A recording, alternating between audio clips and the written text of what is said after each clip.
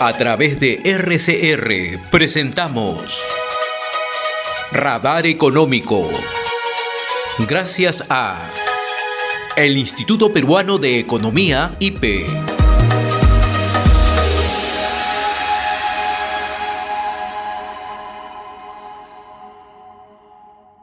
Y nos acompaña en esta secuencia de Radar Económico que ya gracias al IPE, Instituto Peruano de Economía, que está celebrando 30 años de creación, Stephanie Maite, es economista senior del Instituto Peruano de Economía. Stephanie, qué gusto saludarte, ¿cómo estás? Buen día, muy amable. Gracias, José, gracias. Vamos a hablar de economía de la Amazonía, pero antes un poco de medir un poco en términos de economía cuánto representan las regiones amazónicas. Me gustaría un poco mirar lo que hemos estado viendo en los últimos días, en las últimas semanas, en los últimos meses, ¿no?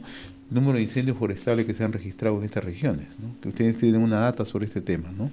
Sí, correcto. Bueno, estas últimas semanas, digamos, el foco, la atención ha regresado un poco hacia la Amazonía peruana a raíz de los incendios forestales, como bien mencionas, que es un problema, digamos, que se ha ido agravando en los últimos años.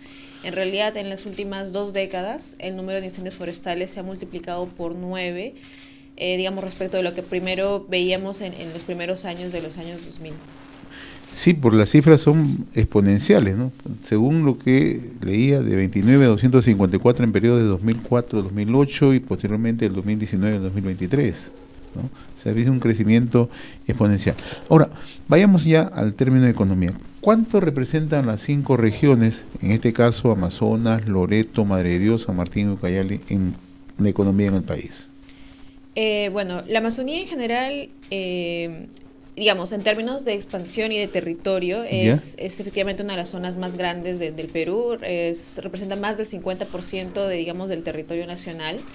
Pero a pesar de esto, en términos económicos, en conjunto estas 5 regiones apenas representan el 5%, que es la 10ª parte de ello. Incluso si excluimos al departamento de Lima, digamos que concentra una mayor proporción del PBI nacional, la participación de estas regiones alcanza apenas el 8%, ¿no? Y esto nos da cuenta un poco del potencial, digamos, que tiene este conjunto de regiones versus lo que efectivamente termina generando, digamos, en términos de crecimiento económico para el país. ¿Y a qué obedece ello? Que tengan, digamos, su aporte sea bastante reducido, 5%. Bueno, en realidad responde a un conjunto, digamos, de malas prácticas, digamos, en políticas públicas. Hay algunas medidas que se han ido impulsando a lo largo de los años para integrar de mejor forma estas economías que por su geografía pueden ser un poco aisladas del resto del país, pero que, dado a que no han tenido, digamos, un enfoque adecuado, pertinente, digamos, de acuerdo a las características propias de cada una, no han tenido los logros que inicialmente se plantearon. Un ejemplo de esto es, por ejemplo, la ley de la Amazonía, que se dictó en 1998 y que, bueno, buscaba promover, digamos, un mayor crecimiento de esas regiones a través de un conjunto de exoneraciones y beneficios tributarios que se dieron a partir del 98. Existe un caso en particular, de hecho, la región San Martín, que el 2005 renuncia a estas exoneraciones a cambio de un fideicomiso para la inversión pública. Este fideicomiso ha mostrado, digamos, tener un mayor éxito, efecto. claro, efectivamente, un mayor efecto en términos de crecimiento económico por un lado, pero también en mejora de las condiciones de vida de la población a través de, por ejemplo, la reducción de la pobreza. ¿Y eso no ha ocurrido con el resto de regiones? ¿O se están de una otra manera también ya incorporando a modelos parecidos? Bueno, en primer lugar, efectivamente no ha ocurrido lo mismo, digamos, en el resto de regiones, a diferencia del caso San Martín. Por ejemplo, mientras en San Martín la pobreza, que a inicios del 2004 se ubicaba alrededor del 65%, que es casi parecido a los niveles de pobreza que experimentaban otras regiones de la Amazonía, se ha reducido al 2023 a 22%, que es incluso por debajo del promedio nacional, que está ubicado en 29%. A diferencia de esto, el resto de las regiones, en este mismo periodo de tiempo, si bien la pobreza se ha reducido, efectivamente, digamos, en un contexto de crecimiento económico, etcétera, que es lo que Perú ha experimentado, digamos, las décadas previas, no ha tenido el mismo éxito que San Martín, dado que en estas regiones en promedio la pobreza se ubica en 34%, que es un poco más de 10 puntos porcentuales por encima de lo visto en San Martín. ¿Y cuál es el caso más acentuado, Loreto? Sí, efectivamente. Bueno, Loreto en general, bueno, en las 5 regiones, en nuestro índice de competitividad regional del IPE, Claro. se han ubicado en las últimas décadas, o en la última década, en el tercio inferior, Es ¿no? decir, casi todos los pilares no cumplen con lo mínimo exigible. Por decirlo de algún modo, efectivamente, o se encuentran bastante rezagadas en comparación al resto de regiones del país. Y como mencionas, el caso de Loreto es particular porque no solo está, digamos, entre los últimos lugares, sino que está en el último lugar en los últimos 3 años del INCORE. Ahora, cuando uno toca el tema Loreto, inmediatamente extrapola y se traslada a ver qué ocurrió con Loreto. Producción petrolera bastante marcada en los últimos años, ingresos por producto de cano. ¿Qué es lo que ocurrió exactamente en Loreto? Bueno, Loreto enfrenta dificultades adicionales, digamos, propias de las características de su geografía, ¿no? Sabemos que la ciudad capital, digamos, Iquitos, está relativamente aislada por los ríos por los que la rodea. Efectivamente, la producción de petróleo es una de las principales actividades de la región, que se ha visto afectada por un conjunto, digamos, de problemas con el oleoducto del norte, ya sea, digamos, por derrames o conflictos sociales que no se manejan, digamos, adecuadamente. No se atienden tampoco en gran medida las exigencias de la población. Entonces, todo esto sumado, digamos, a un pobre apoyo del sector agropecuario, que también es una de las principales actividades económicas de esta zona, terminan limitando la capacidad de crecimiento del país, ¿no? En todo caso, perdón, de Loreto. En este caso, lo importante es resaltar que, digamos, a raíz de la buena experiencia observada en San Martín, a partir de 2019, como te decía hace un rato, otras regiones de la Amazonía han venido solicitando adaptarse o a adoptar estas medidas, ¿no? La creación de un fideicomiso para la inversión pública. Y es el caso de Loreto. Loreto también se ha incorporado a ese fideicomiso. Correcto. Según datos del Ministerio de Economía y Finanzas, se han transferido un poco más de 1.000 millones, son casi 2.000 millones en realidad, desde el 2019, y esto es importante, ¿por qué? Porque tiene un potencial, digamos, la creación de estos fideicomisos tiene un potencial importante de generar mayor crecimiento, pueden contribuir con el cierre de brechas, con la generación de empleo y con todo esto a la reducción de la pobreza y en general generar un ambiente más de mayor bienestar para la población. Ahora, podría parecer que son cifras bastante altas, 1.900 millones que ha recibido o que va a recibir Loreto por este fideicomiso, pero las brechas son bastante marcadas, ¿no? No solamente en Loreto, sino en casi todas las regiones amazónicas. Correcto. Y justamente de ello, digamos, depende un poco el éxito de estos fideicomisos en la medida en que no solo estén, digamos, disponibles los recursos para la inversión pública, sino que estos se sepan dirigir y priorizar adecuadamente en línea para mejorar no solamente el acceso a, por ejemplo, servicios básicos para la población, sino también para impulsar la capacidad productiva de las regiones, que tienen de hecho un gran potencial de crecimiento dado la zona geográfica en la que se ubican, la riqueza de los recursos con los que cuentan. Estamos conversando con Stephanie Maite, economista senior del Instituto Peruano de Economía. Comenzaba esta conversación indicándonos que la Amazonía hace varios años se dictaron una serie de políticas de incentivo tributario. ¿Tuvo algún efecto positivo esto?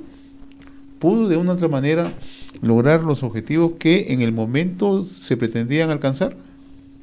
Bueno, la evidencia nos muestra que en realidad ha habido un impacto limitado. ¿Ya? Por el contrario, como conversábamos hace un momento, un mecanismo de transferencias para la inversión pública, en este caso fideicomisos, como viene experimentando el caso de San Martín, son más efectivos y más exitosos, han tenido efectos claros y, digamos, medibles en términos de crecimiento económico, pero también de reducción de la pobreza, ¿no? Y en este momento, ¿a cuánto asciende o cuánto ascenderían los incentivos tributarios en la Amazonía?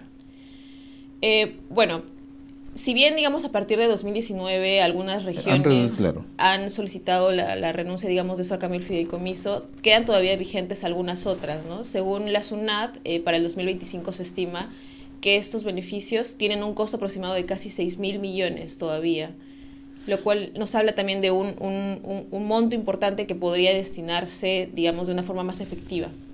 Ya, antes de conversar acerca de las potencialidades que tiene la Amazonía y que no son aprovechadas en el momento, me gustaría echarle una mirada.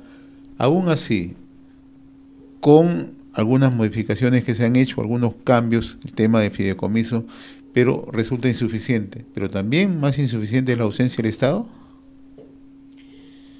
Sí, bueno, en general lo que vemos es que, como te decía, más allá, digamos, de la disponibilidad de los recursos, ¿Ya? lo que hace falta es que estos recursos sean efectivamente destinados Bien y utilizados. priorizados adecuadamente para el cierre de brechas, ¿no? Hablamos, por ejemplo, de proyectos pendientes todavía en la cartera de educación, la Así cartera de es. salud, incluso en términos de conectividad y transporte, ¿no?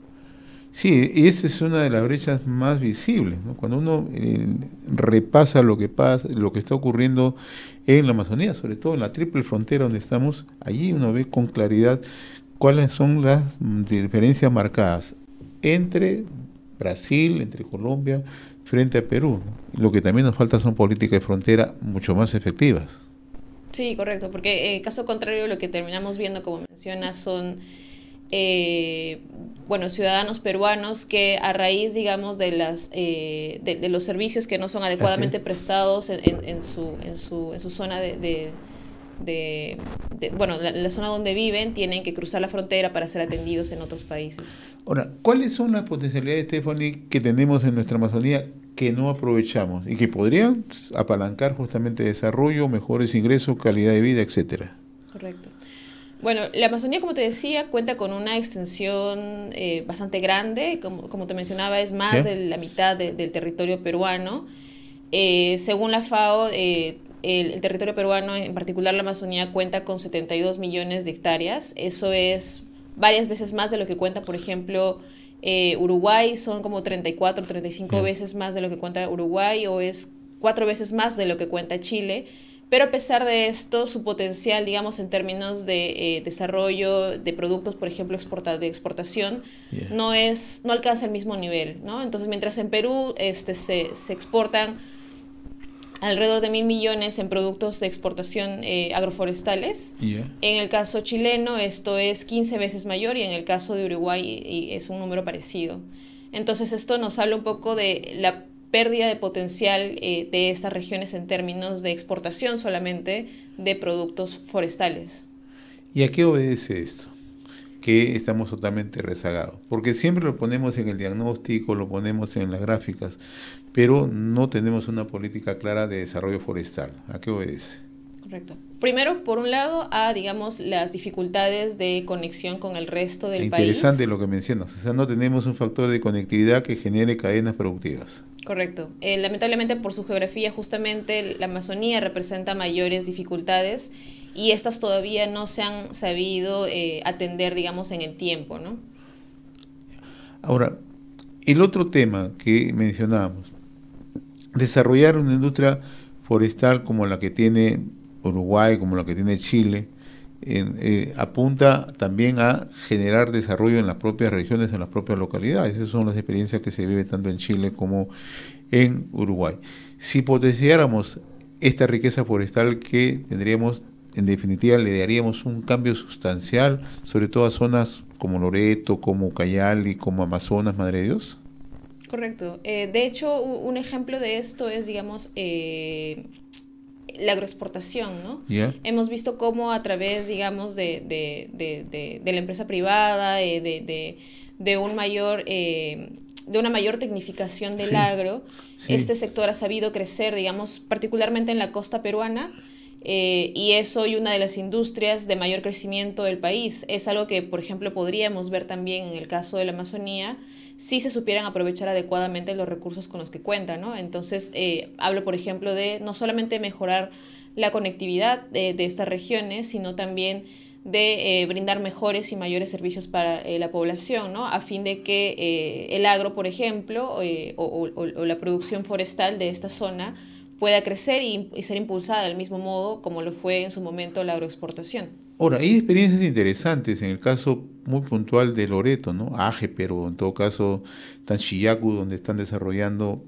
con bastante intensidad cultivos de cacao o en el caso de Ajeperqué una serie de cultivos para agroexportación. Las potencialidades existen, lo que falta es también un poco mayor decisión política para poder impulsar proyectos y que la empresa privada también se internalice un poco más. Sí, justamente. De hecho, lamentablemente, digamos, pese al potencial con que cuenta la Amazonía, lo que hemos visto, por el contrario, es una pérdida sostenida de las áreas forestales.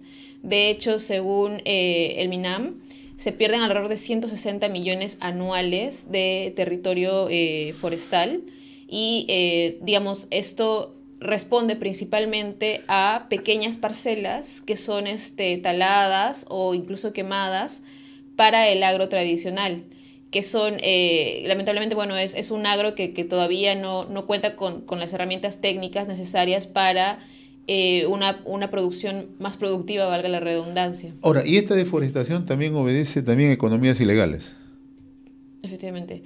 Lamentablemente, digamos, en este contexto de búsqueda de incentivos para la Amazonía, a través de, por ejemplo, exoneraciones tributarias, una de ellas es, digamos, la exoneración del impuesto selectivo al consumo a los combustibles, que como sabemos es uno de los principales insumos, claro, no solo de la minería ilegal, sino también, por ejemplo, del narcotráfico. Entonces, estas economías, como mencionas, han sabido aprovechar estas facilidades y son ahora, digamos, mucho más exitosas, por decirlo de algún modo, en comparación a años previos, ¿no? A pesar, digamos, de los daños que generan para la población y las economías alrededor de las zonas donde se generan. En realidad, ilustrativa la conversación contigo, porque tenemos potencialidades, no lo sabemos aprovechar, ¿no? Y además son regiones que vienen postradas, que tienen unas brechas en educación, en salud, a pesar, y esto hay que reiterarlo, que tenemos potencialidades donde se pueden apalancar justamente capacidades de desarrollo, ¿no? Justamente. Muy bien, Stephanie. La verdad que te agradezco, como siempre, la invitación que accedes a RCR, Red de Comunicación Regional. Ha sido bastante ilustrativa esta conversación. Muy amable, muy gentil. Gracias a ti. De esta manera, culminamos nuestra secuencia Radar Económico que llega cada semana a través del Instituto Peruano de Economía, IPE. Hemos presentado Radar Económico. Gracias a el Instituto Peruano de Economía, IPE.